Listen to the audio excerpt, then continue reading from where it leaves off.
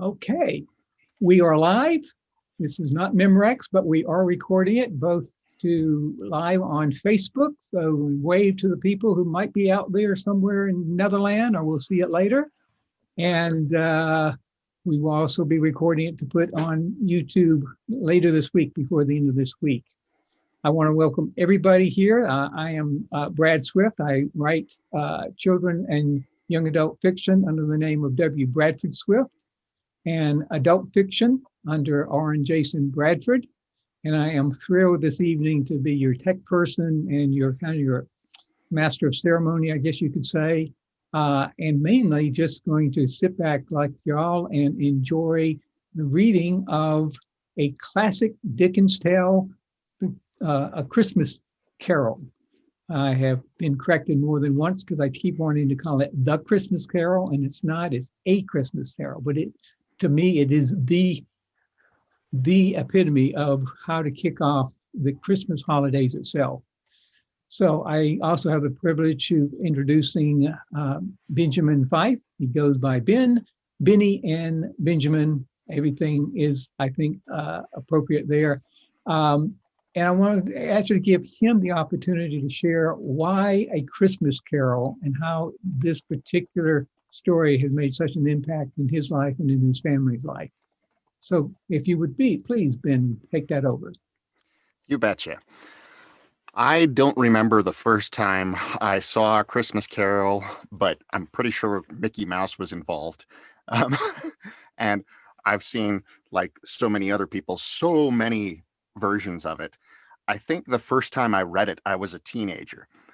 For those of you who may not have read it, you're in for a treat. For those of you who have read it, please know, in order to get this into 3 one-hour segments, I cut maybe about 10% of it and tried to make it the more esoteric things that people in the 21st century wouldn't necessarily get, or that, yeah.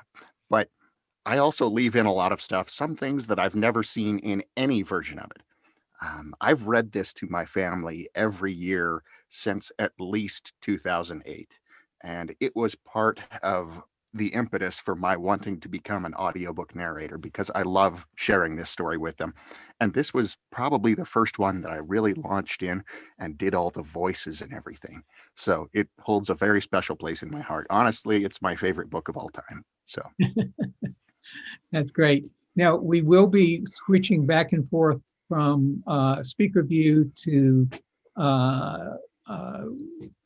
what is the other view? I can't remember. Gallery view, yes. Right now we're on gallery view, and that's basically just for the recording itself.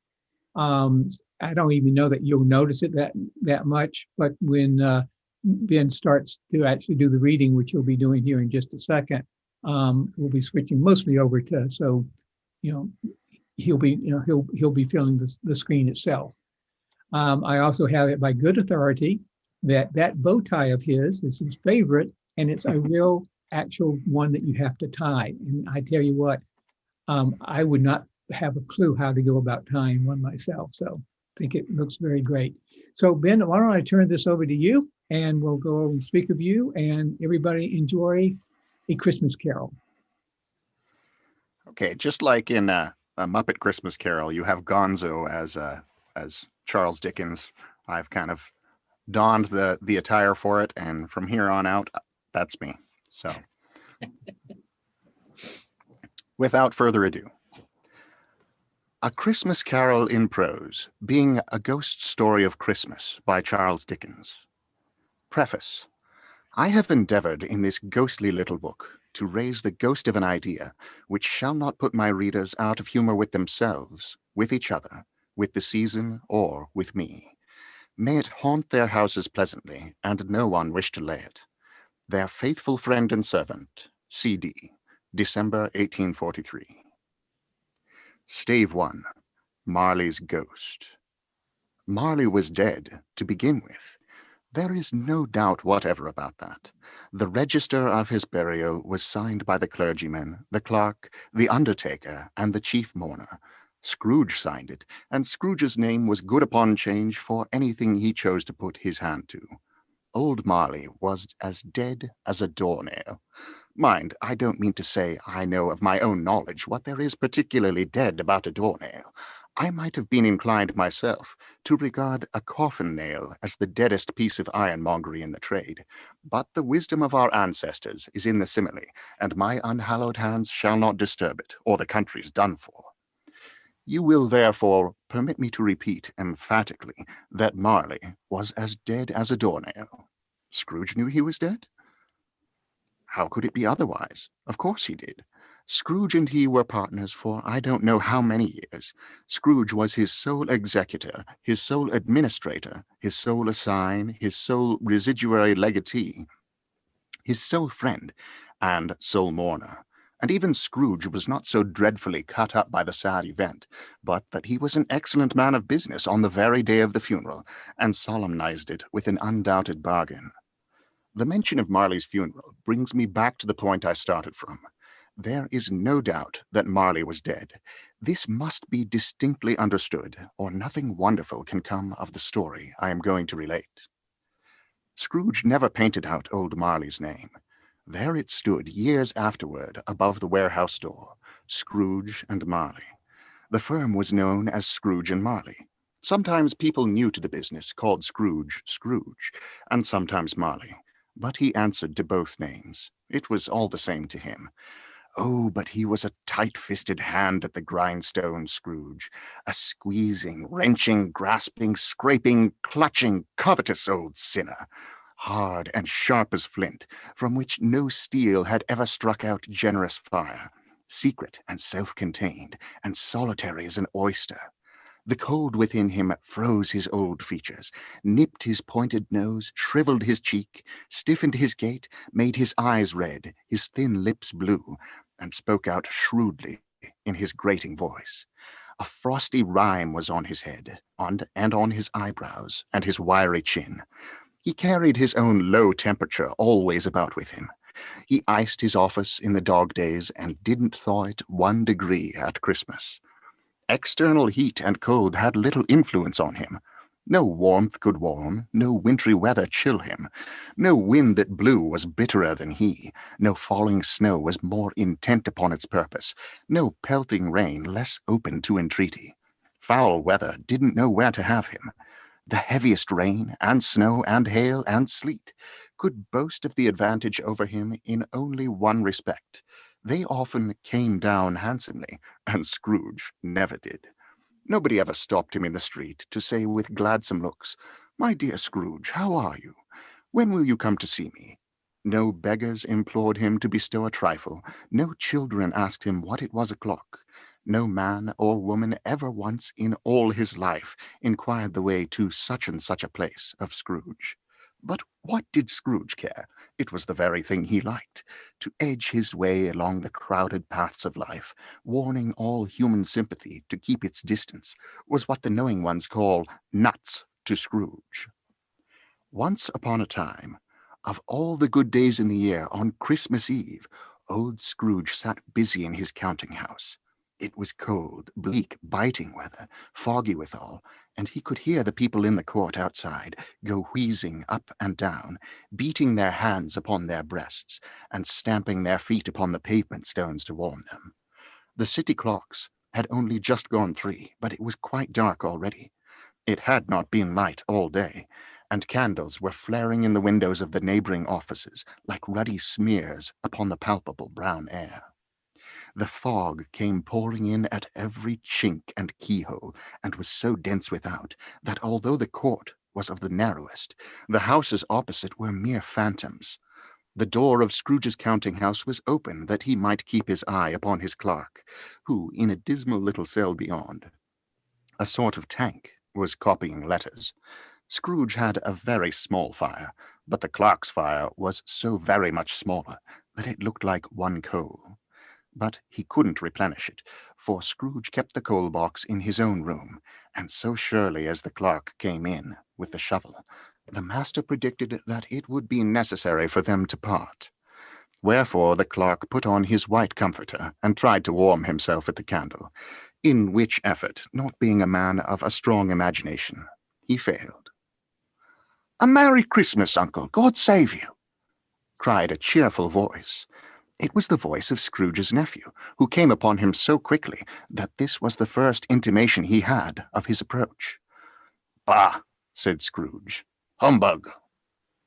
He had so heated himself with rapid walking in the fog and frost, this nephew of Scrooge's, that he was all in a glow, his face ruddy and handsome, his eyes sparkled, and his breath smoked again.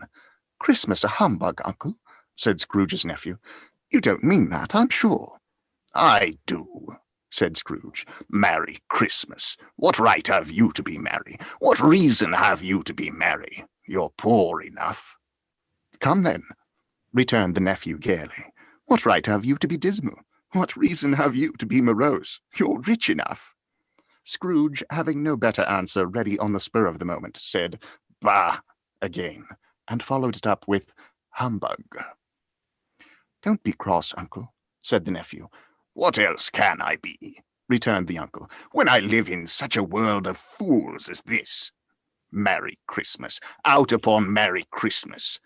What's Christmas time to you but a time for paying bills without money, a time for finding yourself a year older but not an hour richer, a time for balancing your books and having every item in 'em through a round dozen of months presented dead against you?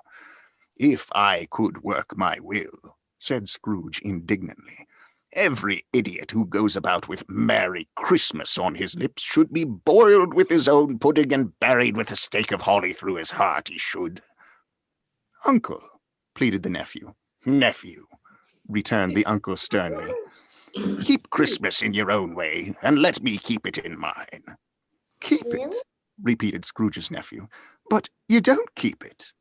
"Let me leave it alone, then," said Scrooge. "Much good may it do you, much good it has ever done you." "There are many things from which I might have derived good, by which I have not profited, I dare say," returned the nephew. "Christmas among the rest.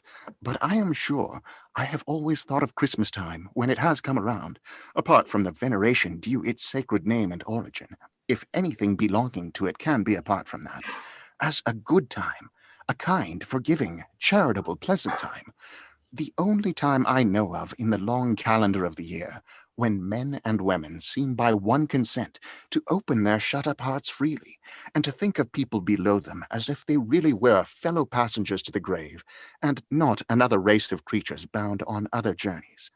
And therefore, uncle, though it has never put a scrap of gold or silver in my pocket, I believe that it has done me good, and will do me good, and I say, God bless it." The clerk in the tank involuntarily applauded. Becoming immediately sensible of the impropriety, he poked the fire and extinguished the last frail spark forever. "Let me hear another sound from you," said Scrooge, "and you'll keep your Christmas by losing your situation. You're quite a powerful speaker, sir," he added, turning to his nephew. "I wonder you don't go into Parliament." "Don't be angry, uncle. Come, dine with us tomorrow." Scrooge said that he would see him. Yes, indeed he did. He went the whole length of the expression, and said that he would see him in that extremity first. "But why?"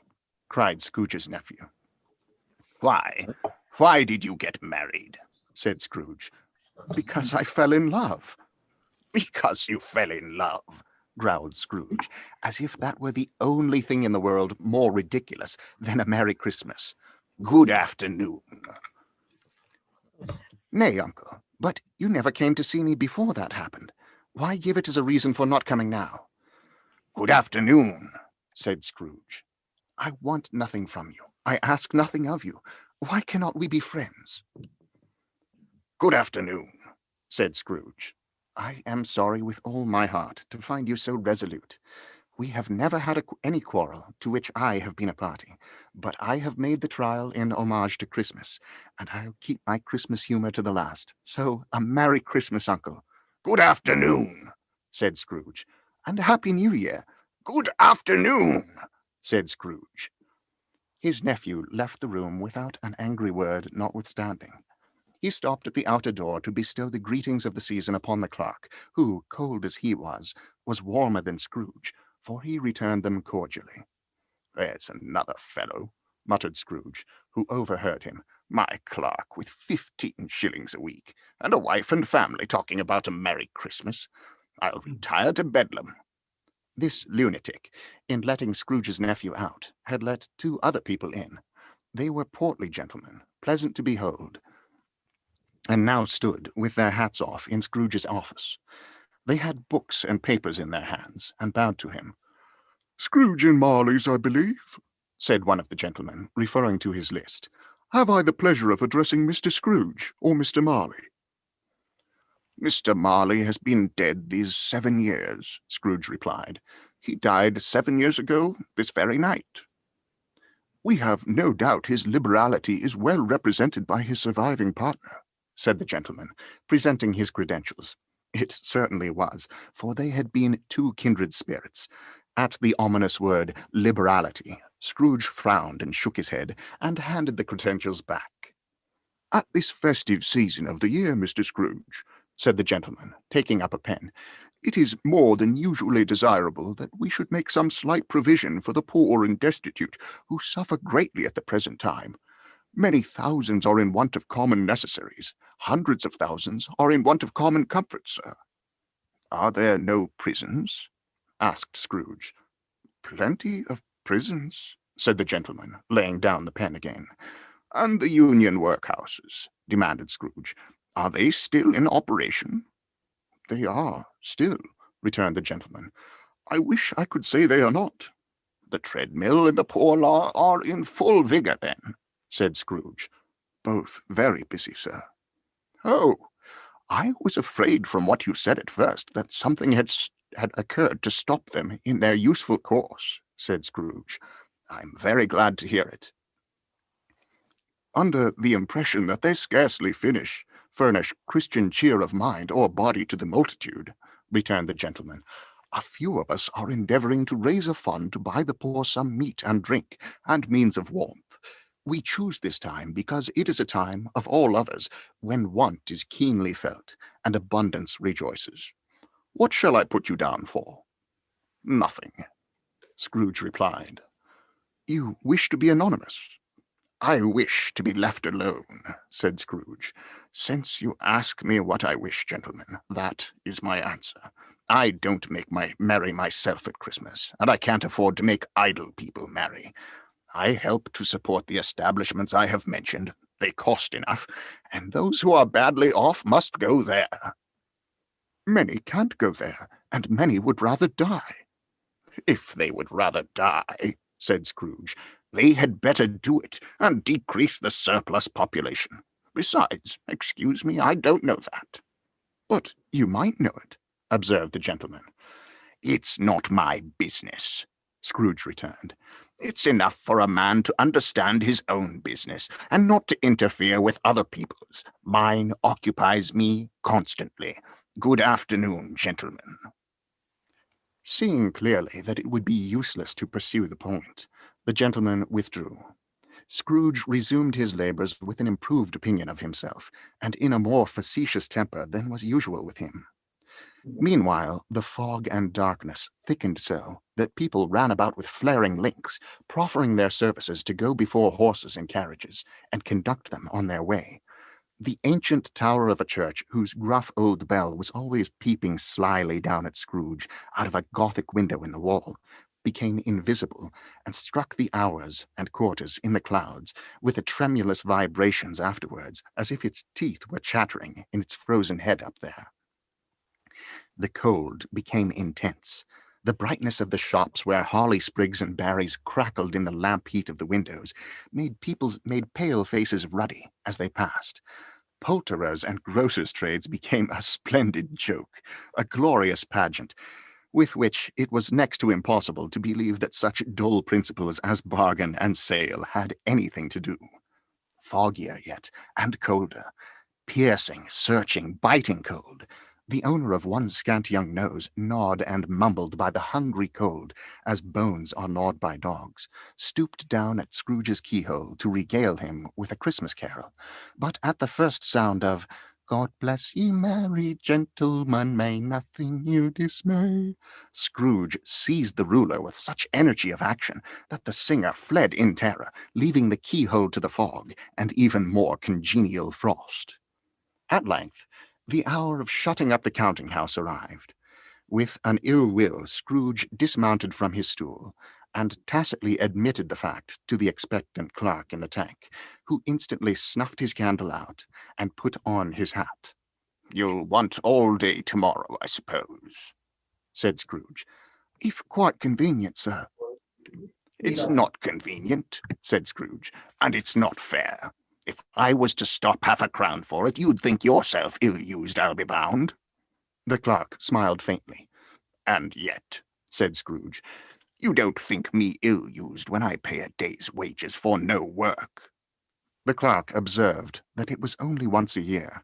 "A poor excuse for picking a man's pocket every 25th of December," said Scrooge, buttoning his greatcoat to the chin. "But I suppose you must have the whole day. Be here all the earlier next morning." The clerk promised that he would, and Scrooge walked out with a growl. The office was closed in a twinkling, and the clerk, with the long ends of his white comforter dangling below his waist, for he boasted no greatcoat, went down a slide on Cornhill, at the end of a lane of boys 20 times in honor of its being Christmas Eve, and then ran home to Camden Town as hard as he could pelt, to play at blind man's buff. Very great. We're going to just pause here for a moment, give Ben here an opportunity to get a sip of water. Very good. And welcome several other people who have joined the call, and very much want to welcome you. You're invited to come off on video and off of mute here for just a moment. We'd like to welcome Wendy. And I see Wendy has a little friend here as well. Annabella. Annabella, welcome, welcome. Nice to have you both. And we also have Teresa. Hello. Hello, nice to have you here. Welcome. For having me. And let's see, we also have, let's see if I'm probably going to mess this name up, but let me give it a shot. Agni Martin, and Galen. Hi. And Michelle just joined. See if we got anybody else that I have missed. I think that's everybody. I won't go through everybody, and just take another moment, but who, I'd like to hear from a couple of you, how did you hear about this? Because we're reaching out in so many different ways. We always like to know where people hear about us. So anybody care to share that? That'd be great. Hi, I'm Teresa, and I received a really nice invitation on LinkedIn, a direct message. Really appreciate it. And Great. cool. Thank you. Very good. Yes, we had quite a few people respond from the LinkedIn itself. Very good. Anybody else? Well, Benjamin I'm told going me to come about off of and go gallery view for just a moment so I can see more people that way. Who was just getting ready to speak? Teresa. Benjamin told me about it when we were making arrangements for the audiobook. So For the audiobook. I think Okay, I'd be very good. Yes, we have a number of authors here tonight that I know of. There may be others. I know Teresa's an author, and I believe Janelle and her crew of hobbits over there.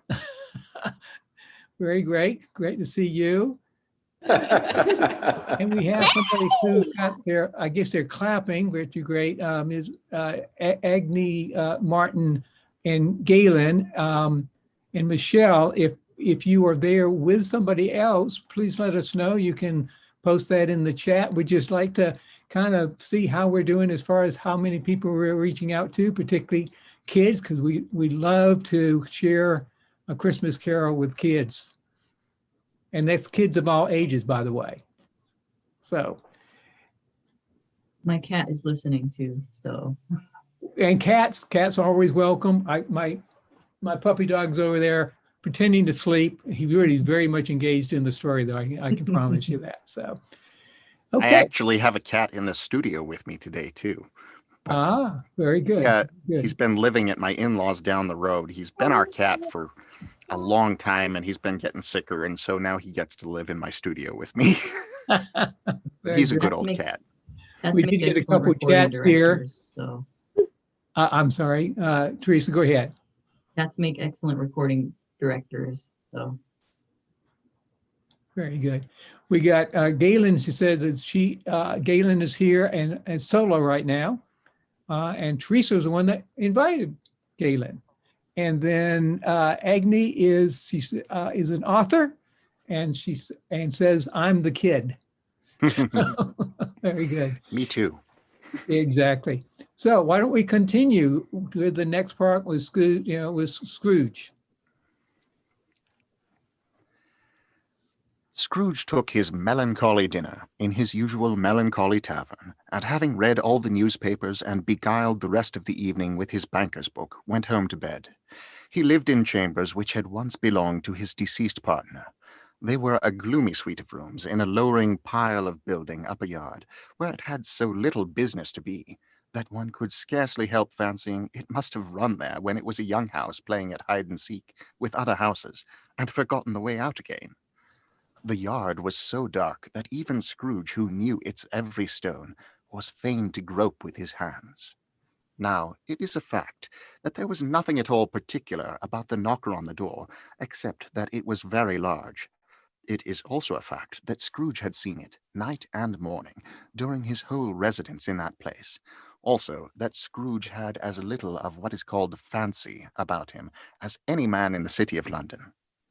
Let it also be borne in mind that Scrooge had not bestowed one thought on Marley since his last mention of his 7 years dead partner that afternoon. And then, let any man explain to me, if he can, how it happened that Scrooge, having his key in the lock of the door, saw in the knocker, without its undergoing any immediate process of change, not a knocker, but Marley's face. Marley's face. It was not in impenetrable shadow as the other objects in the yard were, but had a dismal light about it. It was not angry or ferocious, but looked at Scrooge as Marley used to look, with ghostly spectacles turned up on its ghostly forehead. The hair was curiously stirred, as if by breath or hot air, and though the eyes were wide open, they were perfectly motionless. That and its livid color made it horrible, but its horror seemed to be in spite of the face and beyond its control, rather than a part of its own expression. As Scrooge looked fixedly at this phenomenon, it was a knocker again. To say that he was not startled, or that his blood was not conscious of a terrible sensation to which it had been a stranger from infancy, would be untrue. But he put his hand upon the key he had relinquished, turned it sturdily, walked in, and lighted his candle. He did pause with a moment's irresolution before he shut the door, and he did look cautiously behind it first, as if he half expected to be terrified with the sight of Marley's pigtail sticking out into the hall. But there was nothing on the back of the door except the screws and nuts that held the knocker on, so he said, "Po-po," and closed it with a bang. The sound resounded through the house like thunder. Every room above and every cask in the wine merchant's cellars below appeared to have a separate peal of echoes of its own. Scrooge was not a man to be frightened by echoes. He fastened the door and walked across the hall and up the stairs, slowly too, trimming his candle as he went. Up Scrooge went, not caring a button for that. Darkness is cheap, and Scrooge liked it. But before he shut his heavy door, he walked through his rooms to see that all was right. He had just enough recollection of the face to desire to do that. Sitting room, bedroom, lumber room, all as they should be. Nobody under the table, nobody under the sofa, a small fire in the grate, and the little saucepan of gruel upon the hob. Nobody under the bed, nobody in the closet, nobody in his dressing gown, which was hanging up in a suspicious attitude against the wall. Lumber room as usual, old fireguard, old shoes, 2 fish baskets, washing stand on 3 legs, and a poker. Quite satisfied, he closed his door and locked himself in, double-locked himself in, which was not his custom. Thus secured against surprise, he took off his cravat, put on his dressing gown and slippers and his nightcap, and sat down before the fire to take his gruel. It was a very low fire indeed, nothing on such a bitter night. He was obliged to sit close to it and brood over it before he could extract the least sensation of warmth from such a handful of fuel. The fireplace was an old one, and paved all around with quaint Dutch tiles, designed to illustrate the scriptures. There were Cains and Abels, Pharaoh's daughters, queens of Sheba, angelic messengers descending through the air on clouds like feather beds, Abrahams, Belshazzars, apostles putting off to sea in butterboats, hundreds of figures to attract his thoughts. And yet that face of Marley, 7 years dead, came like the ancient prophet's rod and swallowed up the whole. If each smooth tile had been a blank at first, with power to shape some picture on its surface from the disjointed fragments of his thoughts, there would have been a copy of old Marley's head on every one. "Humbug," said Scrooge, and walked across the room. After several turns, he sat down again. As he threw his head back in the chair, his glance happened to rest upon a bell, a disused bell that hung in the room and communicated for some purpose now forgotten with a chamber in the highest story of the building. It was with great astonishment and with a strange, inexplicable dread that as he looked, he saw this bell begin to swing. It swung so softly in the outset that it scarcely made a sound. But soon it rang out loudly, and so did every bell in the house. This might have lasted half a minute, or a minute, but it seemed an hour. The bells ceased as they had begun, together. They were succeeded by a clanking noise, deep down below, as if some person were dragging a heavy chain over the casks in the wine merchant's cellar. Scrooge then remembered to have heard that ghosts in haunted houses were described as dragging chains. The cellar door flew open with a booming sound, and then he heard the noise much louder on the floors below, then coming up the stairs, then coming straight towards his door. "It's humbug still," said Scrooge. "I won't believe it." His colour changed, though, when, without a pause, it came on through the heavy door, and passed into the room before his eyes. Upon its coming in, the dying flame leaped up, as though it cried, "I know him, Marley's ghost," and fell again. The same face, the very same, Marley in his pigtail, usual waistcoat, tights, and boots, the tassels on the latter bristling, like his pigtail and his coat skirts, and the hair upon his head. The chain he drew was clasped about his middle. It was long, and wound about him like a tail, and it was made, for Scrooge observed it closely, of cash-boxes, keys, padlocks, ledgers, deeds, and heavy purses wrought in steel. His body was transparent, so that Scrooge, observing him, and looking through his waistcoat, could see the 2 buttons on his coat behind. Scrooge had often heard it said that Marley had no bowels, but he had never believed it until now. No, nor did he believe it even now, though he looked the phantom through and through, and saw it standing before him, though he felt the chilling influence of its death-cold eyes, and marked the very texture of the folded kerchief bound about its head and chin, which wrapper he had not observed before. He was still incredulous, and fought against his senses. "How now?" said Scrooge, caustic and cold as ever. "What do you want with me?" "Much." Marley's voice, no doubt about it. "Who are you?" "Ask me who I was." "Who were you, then?" said Scrooge, raising his voice. "You're particular for a shade." He was going to say "to a shade," but substituted this as more appropriate. "In life, I was your partner, Jacob Marley." Can you sit down?" asked Scrooge, looking doubtfully at him. "I can." "Do it, then." The ghost sat down on the opposite side of the fireplace, as if he were quite used to it. "You don't believe in me," observed the ghost. "I don't," said Scrooge. What evidence would you have of my reality beyond that of your senses? I don't know, said Scrooge. Why do you doubt your senses? Because, said Scrooge, a little thing affects them. A slight disorder of the stomach makes them cheats. You may be an undigested bit of beef, a blot of mustard, a crumb of cheese, a fragment of an underdone potato.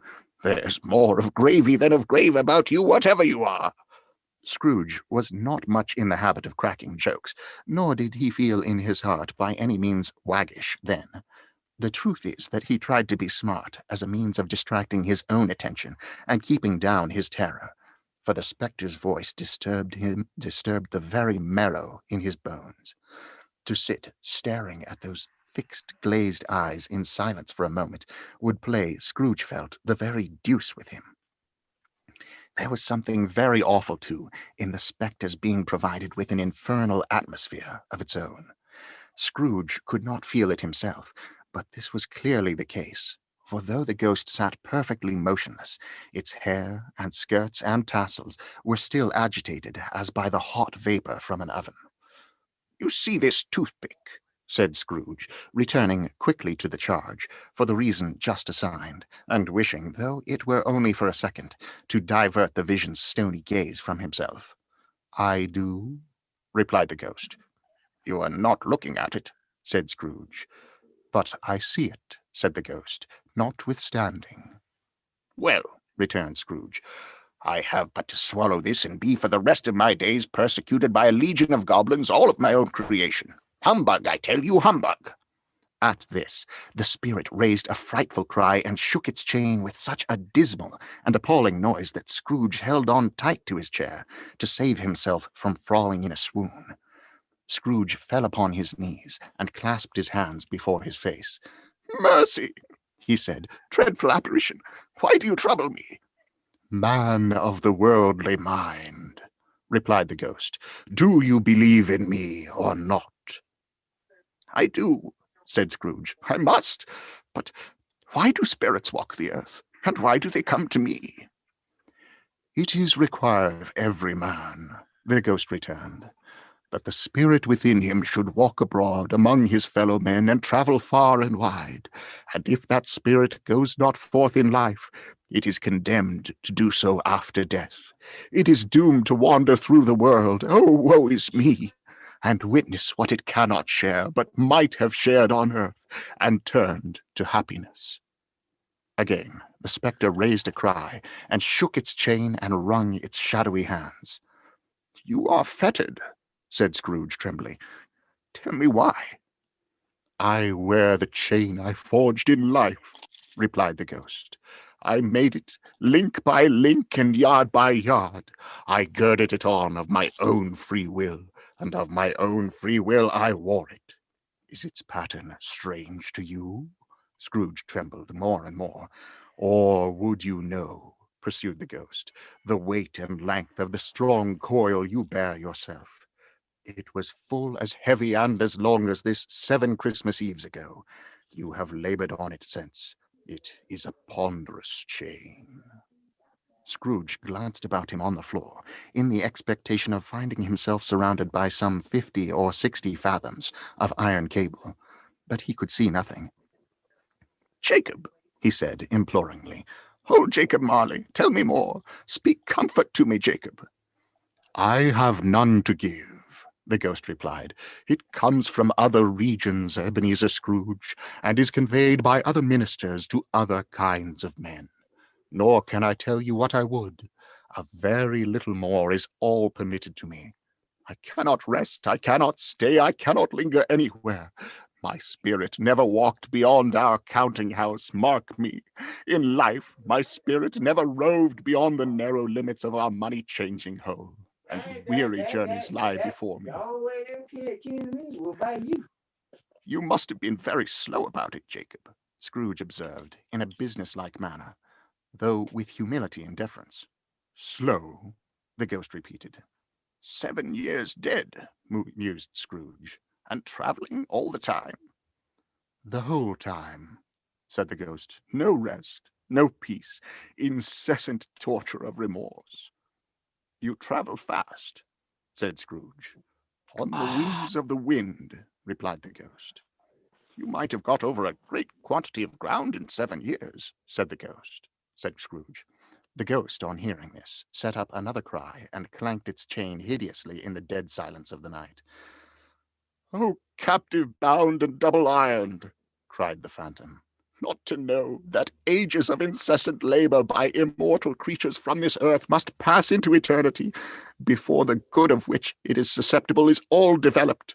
Not to know that any Christian spirit working kindly in its little sphere, whatever it may be, will find its mortal life too short for its vast means of usefulness. Not to know that no space of regret can make amends for one life's opportunity misused. Yet such was I. Oh, such was I." "But you were always a good man of business, Jacob," faltered Scrooge, who now began to apply this to himself. "Business," cried the ghost, wringing its hands again. "Mankind was my business. The common welfare was my business. Charity, mercy, forbearance, and benevolence were all my business. The dealings of my trade were but a drop of water in the comprehensive ocean of my business." It held up its chain at arm's length, as if that were the cause of all its unavailing grief, and flung it heavily upon the ground. "At this time of the rolling year," the spectre said, "I suffer most. Why did I walk through crowds of fellow beings with my eyes turned down, and never raise them to that blessed star which led the wise man to a poor abode? Were there no poor homes to which its light would have conducted me?" Scrooge was very much dismayed to hear the spectre going on at this rate, and began to quake exceedingly. "Hear me," cried the ghost. "My time is nearly gone. How it is that I appear before you in a shape that you can see, I may not tell. I have sat invisible beside you many and many a day." It was not an agreeable idea. Scrooge shivered and wiped the perspiration from his brow. "That is no light part of my penance," pursued the ghost. "I am here tonight to warn you that you have a chance and hope of escaping my fate, a chance and hope of my procuring Ebenezer. You will be haunted," resumed the ghost, "by 3 spirits. Scrooge's countenance fell almost as low as the ghost's had done. "Is that the chance and hope you mentioned, Jacob?" he demanded, in a faltering voice. "It is. I think I'd rather not," said Scrooge. "Without their visits," said the ghost, "you cannot hope to shun the path I tread. Expect the first tomorrow, when the bell tolls 1. "Couldn't I take 'em all at once and have it over, Jacob?" hinted Scrooge. "Expect the second on the next night, at the same hour, the third upon the next night, when the last stroke of 12 has ceased to vibrate. Look to see me no more, and look that for your own sake you remember what has passed between us." He ventured to raise his eyes again, and found his supernatural visitor confronting him in an erect attitude, with its chain wound over and about its arm. The apparition walked backward from him, and at every step it took, the window raised itself a little, so that when the spectre reached it, it was wide open. It beckoned Scrooge to approach, which he did. When they were within 2 paces of each other, Marley's ghost held up its hand, warning him to come no nearer. Scrooge stopped, not so much in obedience as in surprise and fear, for on the raising of the hand he became sensible of confused noises in the air, incoherent sounds of lamentation and regret, wailings inexpressibly sorrowful and self-accusatory. The spectre, after listening for a moment, joined in the mournful dirge, and floated out upon the bleak, dark night. Scrooge followed to the window, desperate in his curiosity. He looked out. The air was filled with phantoms, wandering hither and thither in restless haste, and moaning as they went. Every one of them wore chains like Marley's. None were free. Many had been personally known to Scrooge in their lives. He had been quite familiar with one old ghost in a white waistcoat, who cried piteously at being unable to assist a wretched woman with an infant, whom it saw below, upon a doorstep. The misery with them all was, clearly, that they sought to interfere for good in human matters, and had lost the power forever. Whether these creatures faded into mist, or mist enshrouded them, he could not tell. But they and their spirit voices faded together, and the night became as it had been when he walked home. Scrooge closed the window and examined the door by which the ghost had entered. It was double-locked, as he had locked it with his own hands, and the bolts were undisturbed. He tried to say, "Humbug," but stopped at the first syllable, and being from the emotion he had undergone, or the fatigues of the day, or his glimpse of the invisible world, or the dull conversation of the ghost, or the lateness of the hour, much in need of repose, went straight to bed, and fell asleep without upon the instant. Excellent. Excellent. I hope everybody's enjoying it half as much as I am. This is really great. Brings back such fond memories of the different ways that we have experienced this story. I'm going to take a very short break again so that I'll give our narrator just a little rest. And I'm going to just show you a little something first. Some of you may have seen these. This is my partially completed Christmas coloring page. Needs a little bit of work, but I'm enjoying it. It's a fun and relaxing way of doing it. I'm going to just quickly, if I can remember how to do this, share my screen. See if we can get to the correct screen itself. There we go, share, and then go over here to move you guys out of the way for just a second.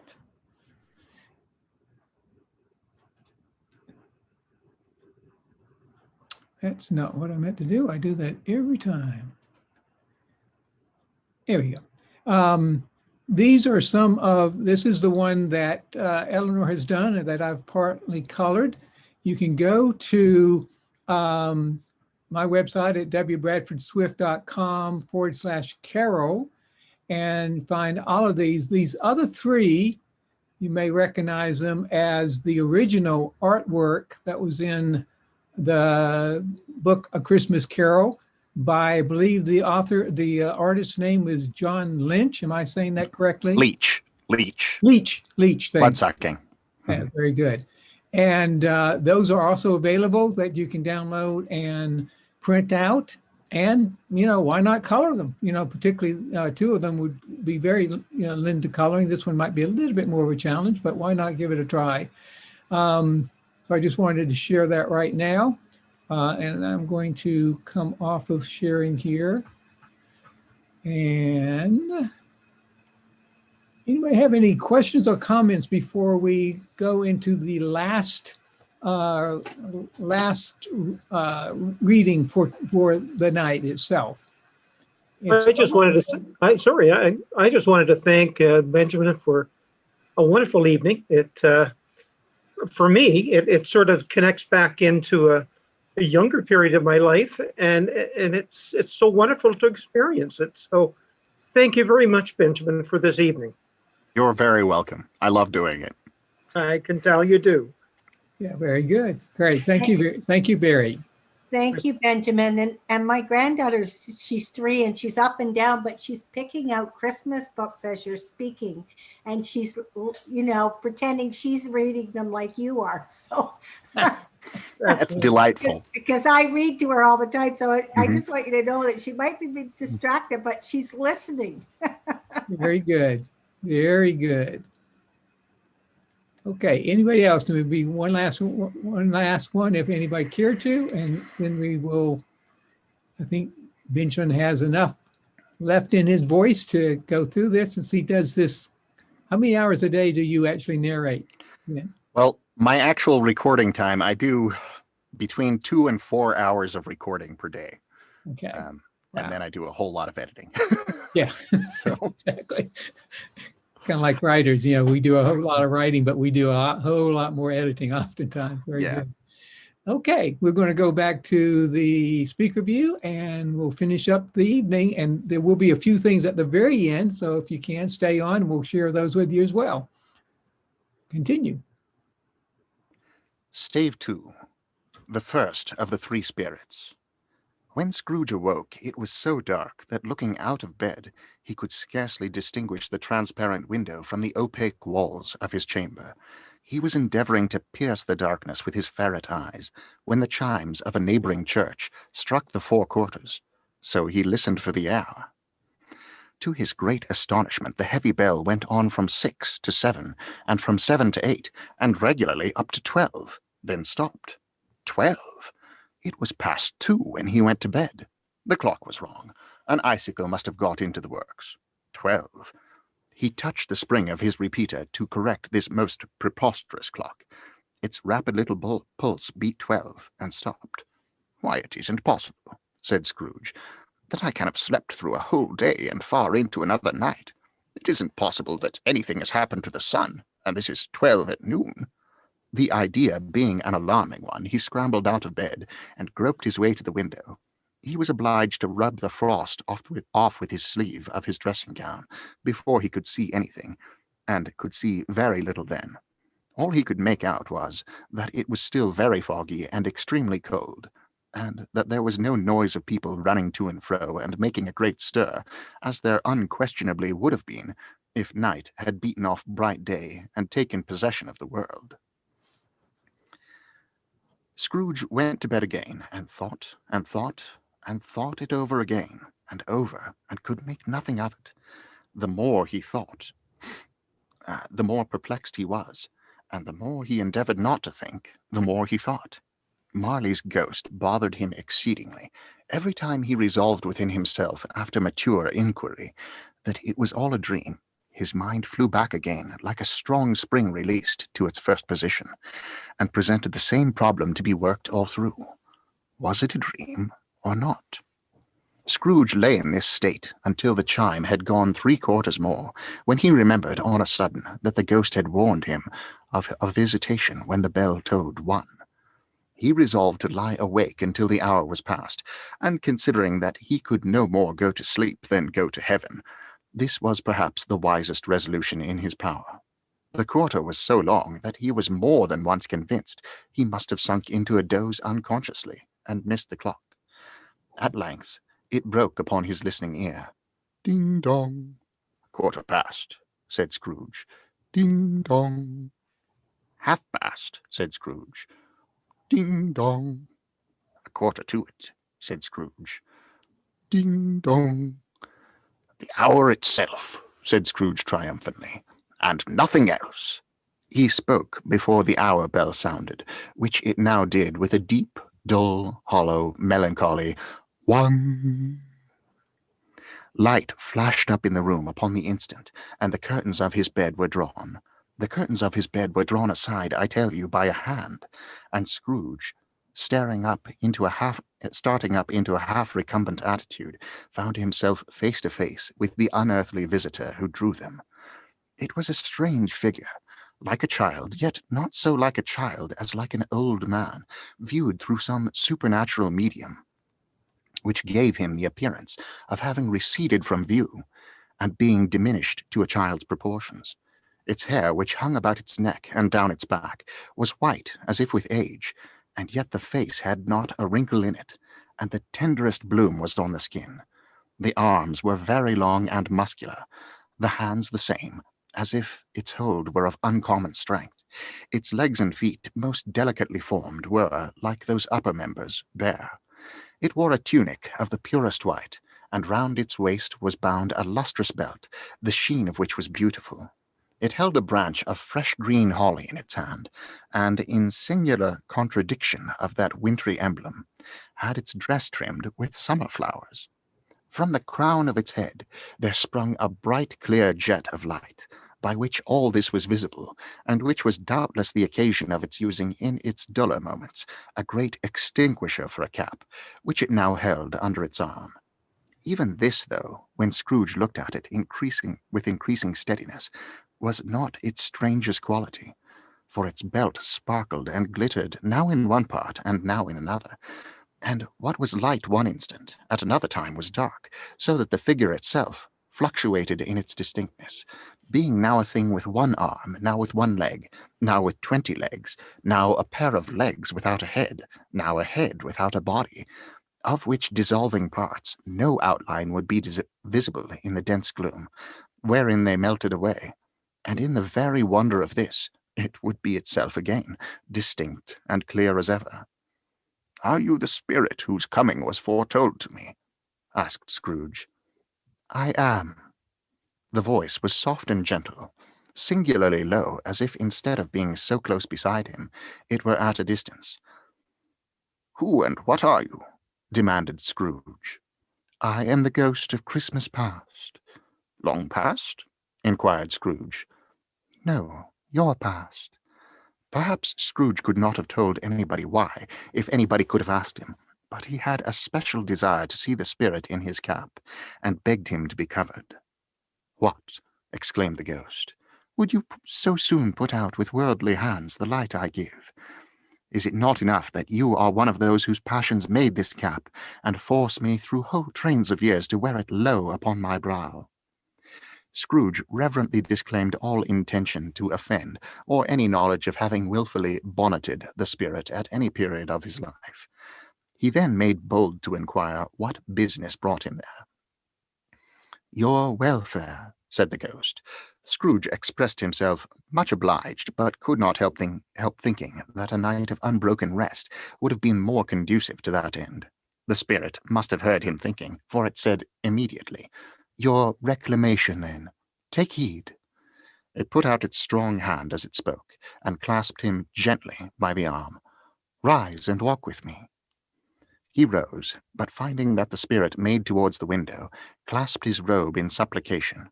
"I am mortal," Scrooge remonstrated, "and liable to fall." "Bear but a touch of my hand there," said the spirit, laying its hand upon his heart, "and you shall be upheld in more than this." As the words were spoken, they passed through the walls, and stood upon an open country road, with fields on either hand. The city had entirely vanished. Not a vestige of it was to be seen.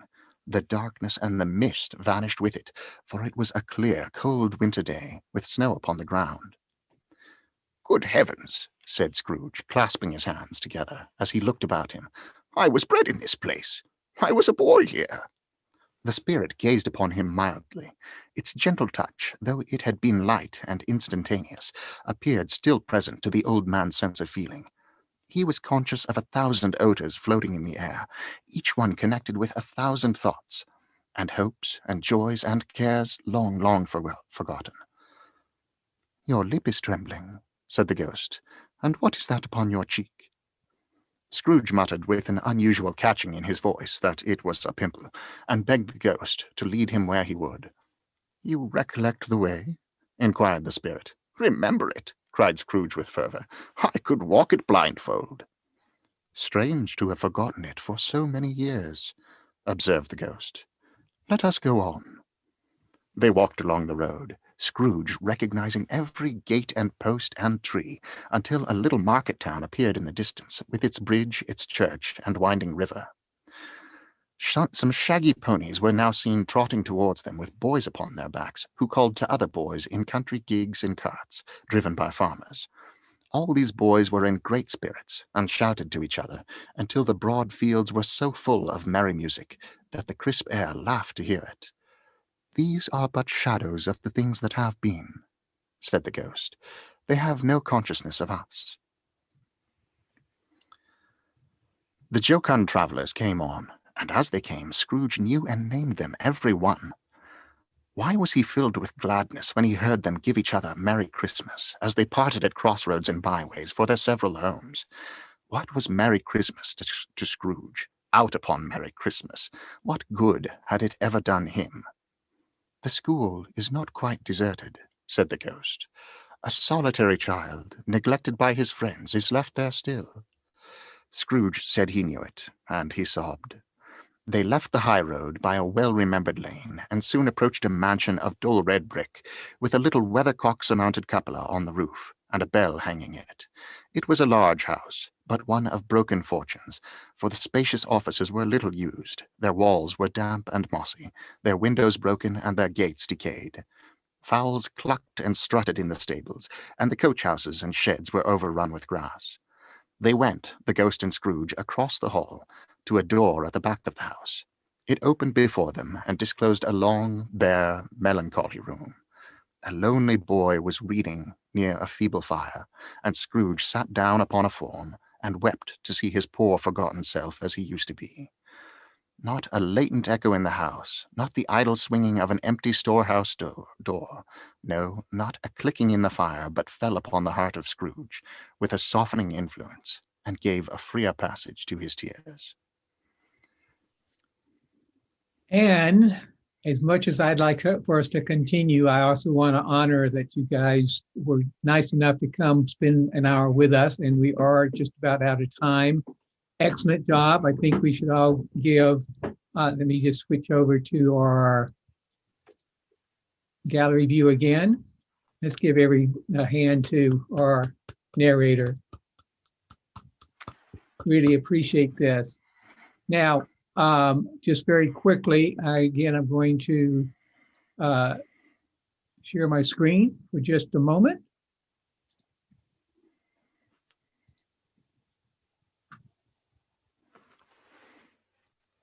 This is the first of 3. We will pick it up again next week. It's also, again, Tuesday from 7 to 8 p.m. If you know other people who would like to attend, we encourage you to share the link where they can find out all the information and register at www.bradfordswift.com/2020. I also want to, where's my cursor right now? See if I can go back to this. I will be sending this link out. It's a little bit long, but this is Ben's web address, bennyfifeaudio.com. And if you go to A Chrismas Carol, Benjamin Fife with dashes between those, you will, on that page, there are recordings of this.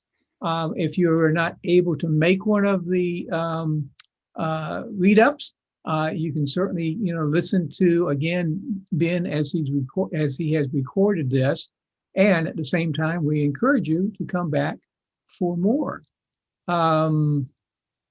We will be doing a read-up of the Zach Bates Eco Adventure read-up online hour at the last Tuesday of the month, which is December 29th from 7 to 8 p.m. If you did register for this one, you will be getting a notice and reminder about that one as well. And let me again just quit that and come back to everybody. Thank you all for coming. If you have any questions or comments that you want to direct either to myself or to Ben, we will stay online for as long as necessary to answer your questions. To all the kids that were here, please come back again and bring your parents along so that you have, everybody can have a good time with this. Again, it's next Tuesday from 7 to 8 as well. With that, anything else, Ben, that you would like to say by way of signing off? Merry Christmas. Have fun. Merry Christmas. Let's all get in the Christmas spirit. Do it safe